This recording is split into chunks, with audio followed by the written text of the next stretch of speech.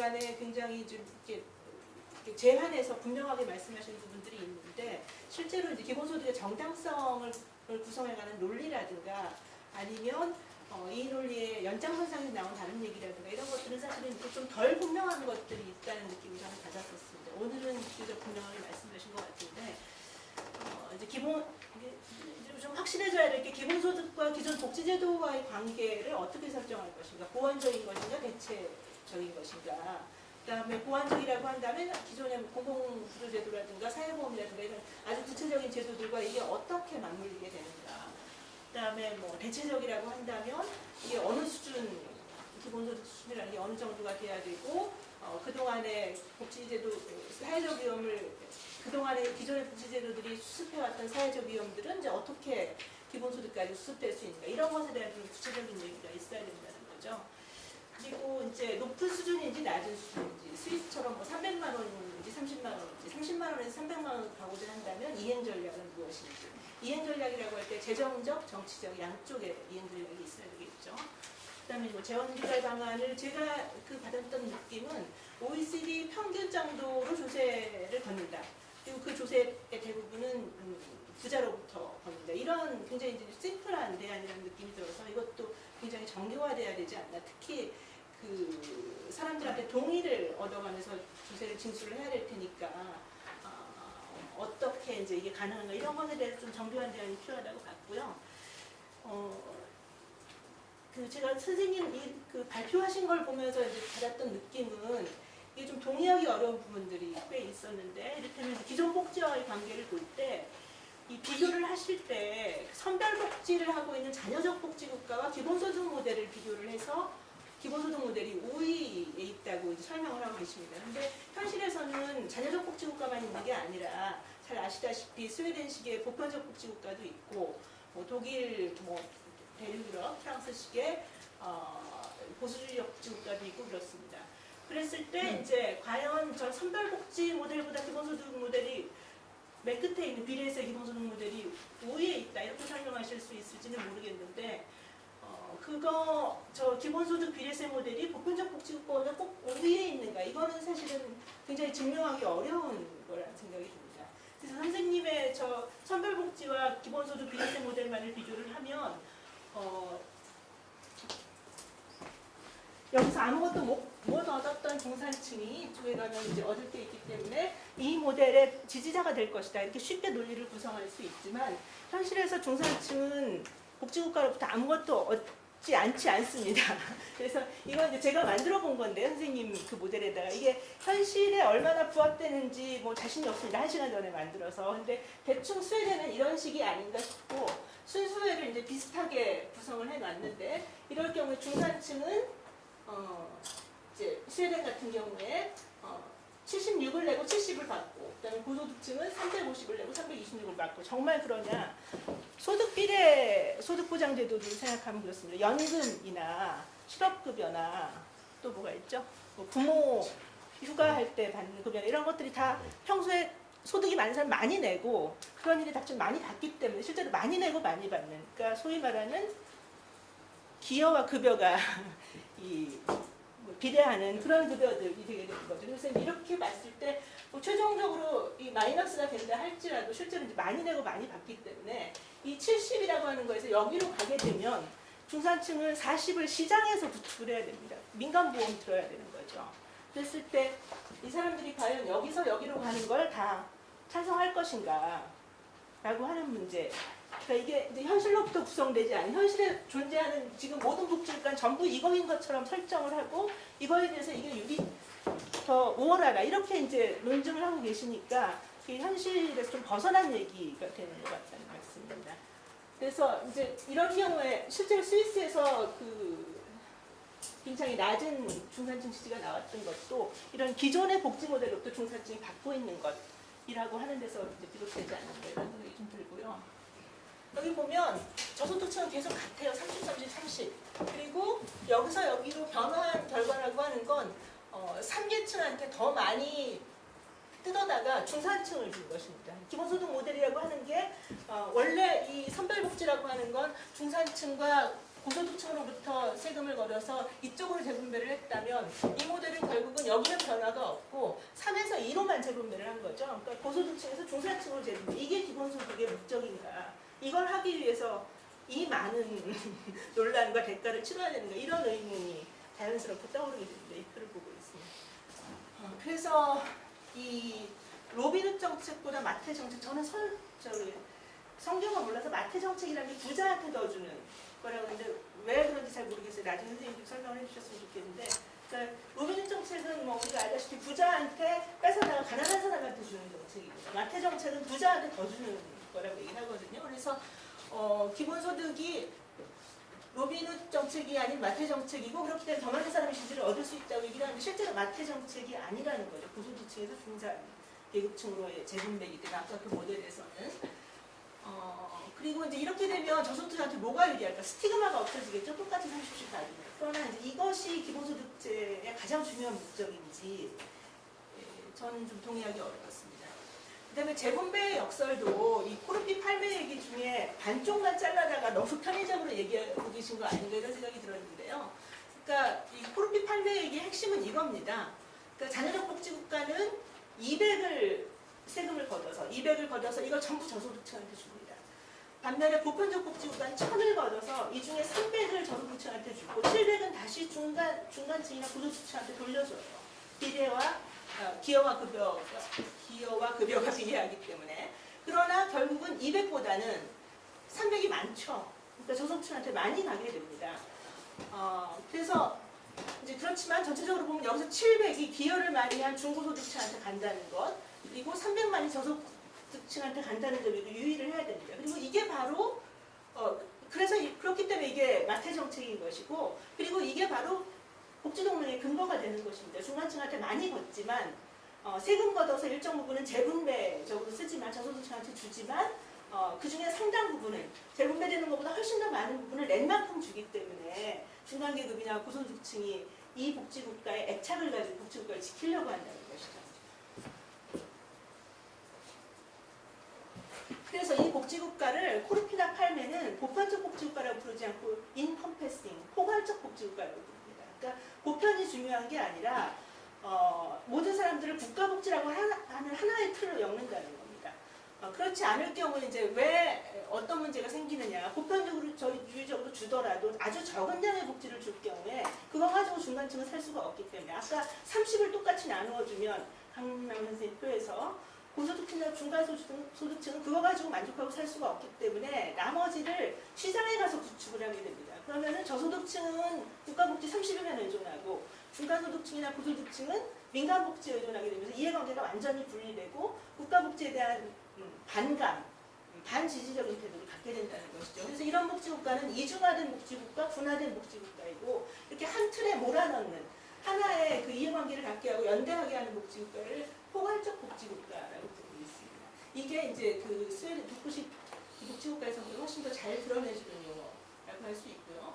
그럼 이렇게 중간층한테 어차피 많이 낸 놈한테 많이 주는 복지국가가 도대체 어디에 쓰는 거냐, 이거 왜 하느냐, 이런 이제 정의감이 강한 사람 이런 생각을 할 수도 있을 텐데, 뭐 이렇게 정당화할 수 있겠죠. 그리고 지금 복지국가가 이뤄낸 진보가 사실은 이 정도밖에 안 된다는 것입니다. 그러니까 결과적으로 자녀적 복지국가보다 저소득층에 더 많은 재분배를 할 수 있다. 아까 200대 300 얘기했었죠. 그 다음에 보편 현물 서비스, 그러니까 현금은 비례적으로 줄 수 있지만 교육이라든가 의료라든가 보육이라든가 이런 거는 비례적으로 주는 게 아닙니다. 모두한테 주는 거죠. 부자가 많이 내고 같이 누리게 됩니다.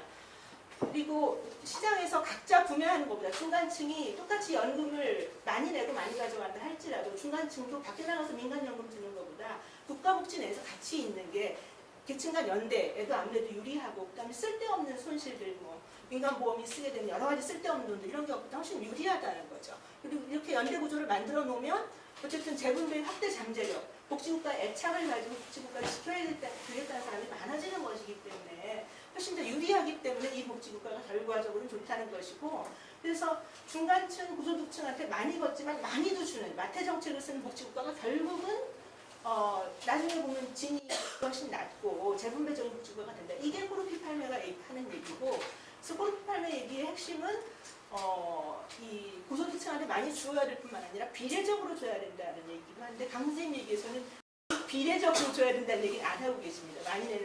많이 줘야 된다는 얘기는.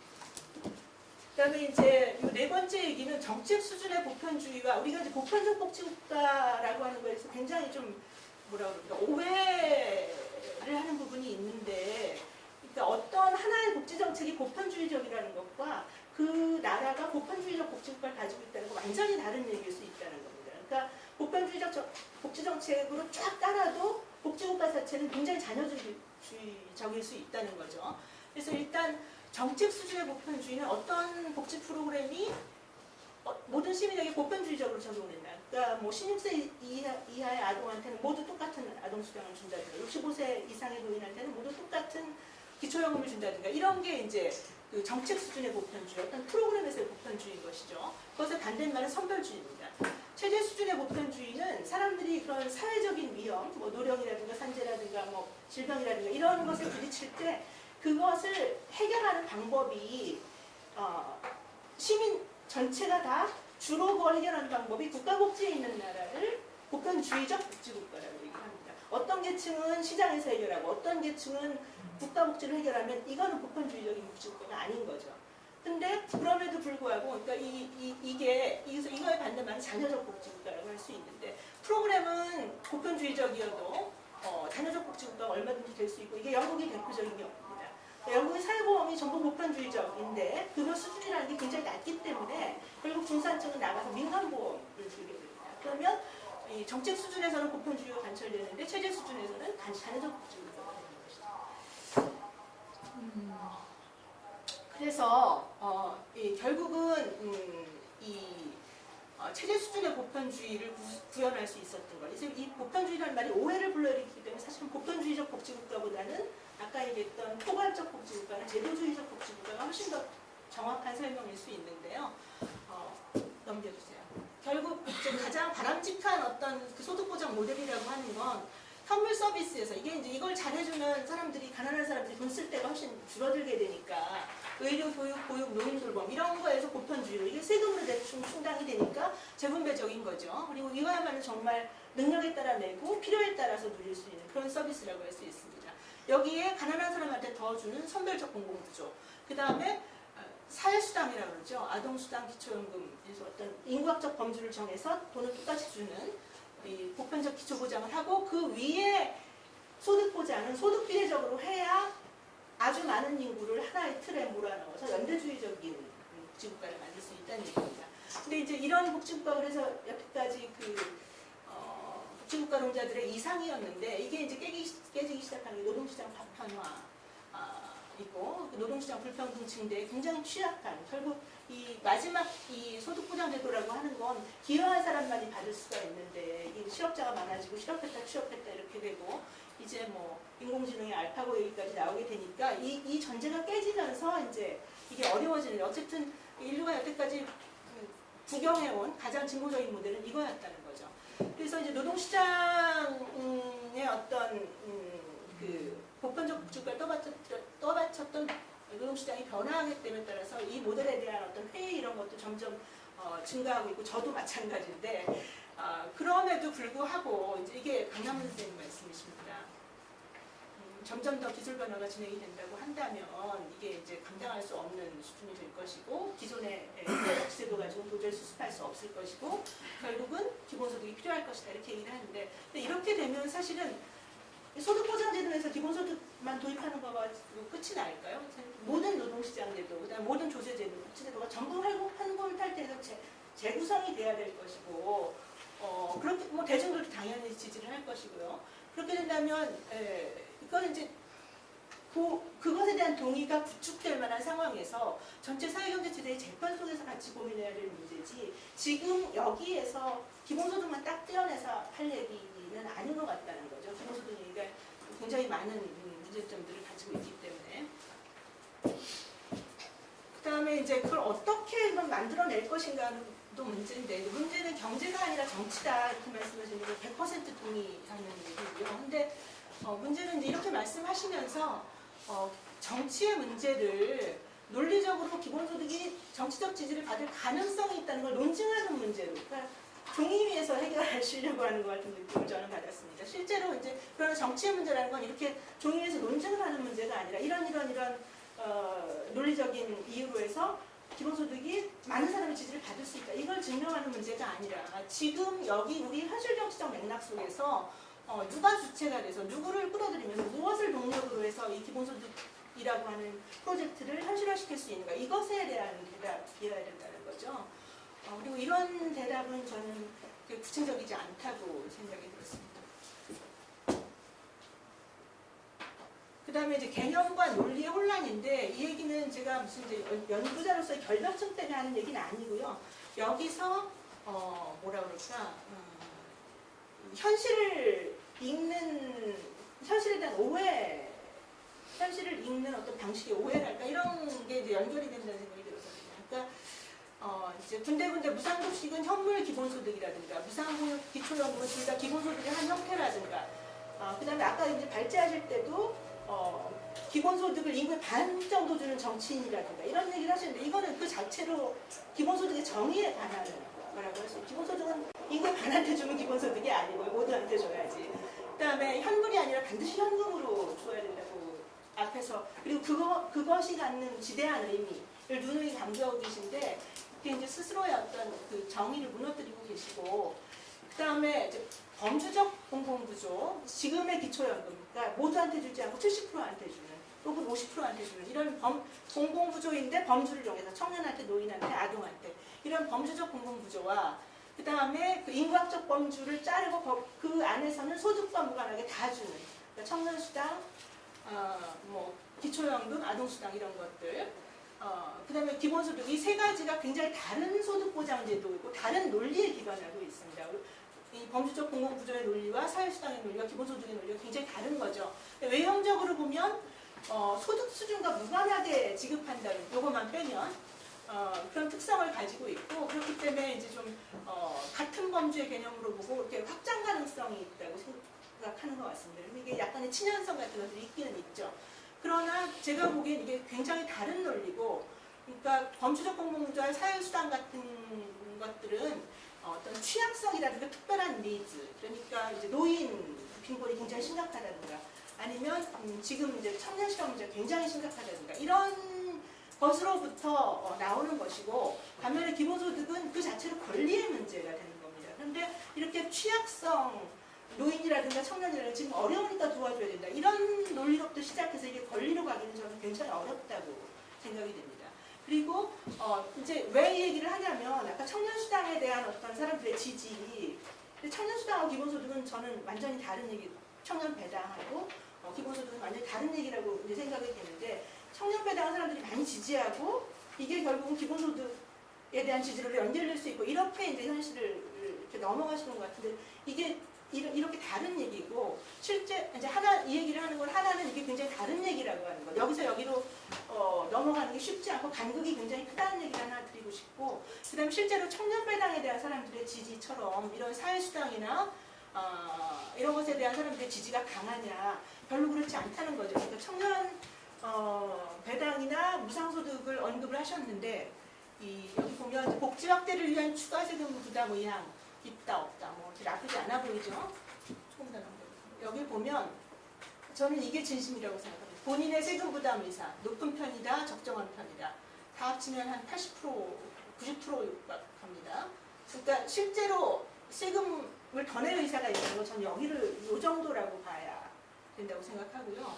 그 다음에 사람들이 증세 없는 복지는 전부, 증세 없는 복지는 허구다라고 하는 유승민 대표의 말에 동의합니다. 근데 그럼 어떻게 할 것인가? 지금 사회적 위험의 정도가 높기 때문에 복지가 필요하고, 그러기 위해서 세금도 걷어야 된다고 대부분의 사람들이 생각하는 것 같습니다. 그런데 이제 그 방법이, 그러나 나는 사실은 세금 낼 돈이 그렇게 많지 않다. 그럼 어떻게 할 것이냐? 세금을 걷더라도 조금만 걷고, 그러니까 주로 이제 부유세, 도입 등 부자 증세로 해결을 하고, 소득 재산 수준에 따른 비례적 증세를 하고, 여기서 대체로 해결을 하고, 그다음에 여기는 자기는 사실 많이 안 내고 싶다는 의사인 거죠. 그러면 이걸 다 복지를 어떻게 감당할 것인가? 사람들의 의사는 세금을 뭐 안 올릴 수는 없을 것 같아요. 조금 올리자. 그 대신 무상복지를 조정을 하자. 줄이자는 얘기예요. 세금을 많이 올리고 지금의 무상복지를 유지하는 게 아니라 무상복지를 줄이고 세금을 조금만 올리자는 것이고, 여기는 세금을 안 올리고 무상복지를 아예 줄이는 식으로. 왜 부자한테까지 주느냐. 세금 걷지 말고 그냥 부자한테 주던 걸 안 주면 된다 라고 하는 사람이 여기 있는. 이거 다 합치면 69%, 70%가 되는 겁니다. 조금만 내려보세요. 복지 예산을 축소할 경우 가장 먼저 줄여야 될 복지 항목으로 무상급식 40.7%가 1위고요. 그다음에 이 사람들이 주로 친복지적 복지 태도 조사를 하면 가장 친복지적인 집단으로 나오는 사람들입니다. 20대 이하, 그다음에 월소득 높은 사람들, 계층 의식이 높을수록 이 사람들이 보통 복지 태도 조사하면 친복지적 집단으로 나오는 사람들. 이 사람들 사이에서 무상급식 줄여야 된다는 비중이 가장 높다는 거를 한번 생각을 해봐야 되고, 그 다음에 줄여야 된다고 하면 기초노령연금, 무상보육이었습니다. 그래서 우리가 사람들이 보편적 복지에 대한 지지가 굉장히 강하다고 우리는 믿고 싶어 하지만 세금 걷는 것에 대한 저항감이 크고, 세금을 많이 걷지 않고 조금만 걷어야 된다면 줄여야 될 우선순위도 이런 것들, 우리가 지지한 보편복지를 들고 있다고 하는 것이 무엇을 뜻하는지, 사회수당으로부터 기본소득으로 나가고자 하는 프로젝트, 이런 사람들의 의사가 어떤 의미를 갖는 건지 생각해봐야 된다는 것이고, 제가 얘기하는 지금 여기가 바로 이런 거라는 겁니다. 우리가 정치적 전략을 얘기를 할 때 그게 논리적 논증이 아니라 이런 판에서 어떻게 기본소득 프로젝트에 대해서 동의를 모으고 그걸 정치적 프로젝트를 만들어갈 것인가, 이런 거에 대한 답이 있어야 된다는 것이죠. 네, 이상입니다. 네.